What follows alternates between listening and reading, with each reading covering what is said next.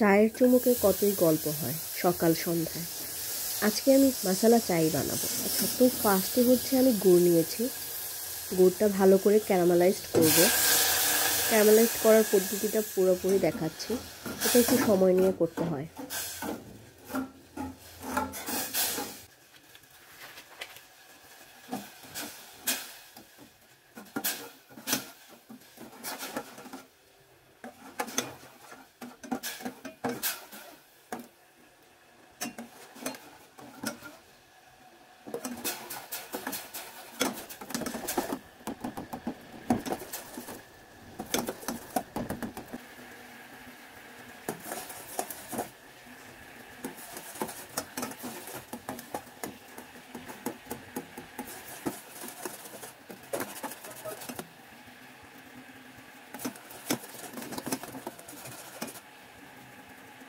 অনবরত নাড়তে হবে যাতে নিচে পুড়ে না যায় বা লেগে না যায়।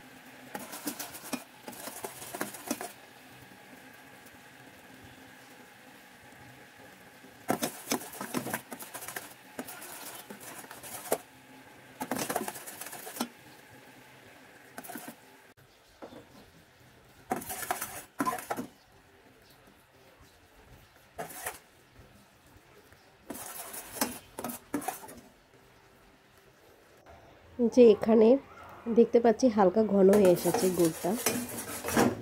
এই পর্যায়ে অনবরত নাড়তে হবে। আসলে ক্যারামেলাইজ করতে পুরোপুরি নাড়তে হয়। এই যে এখন পুরোপুরি ফেনা ফেনা হয়ে গিয়েছে, আমাদের ক্যারামেলাইজ হয়ে গিয়েছে। এরপর আমরা দুধ দিয়ে দিব এটাতে।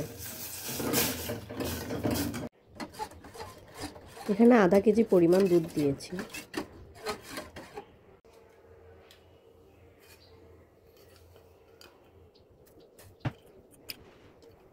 দুধ আর গুড় মেশানোর পর দিয়ে দিলাম 2টা তেজপাতা, 2টা এলাচ, 2টা দারুচিনি আর 2টা লং।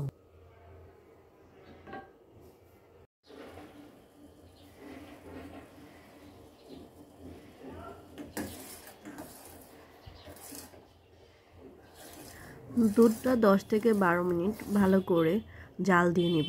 এতে করে চায়ের স্বাদটা দ্বিগুণ হবে।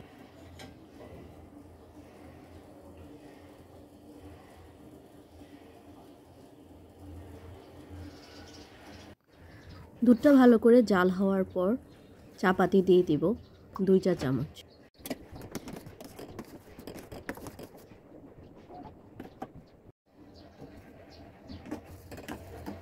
আর ভালো কালার না আসলে 3 চামচও দেওয়া যাবে।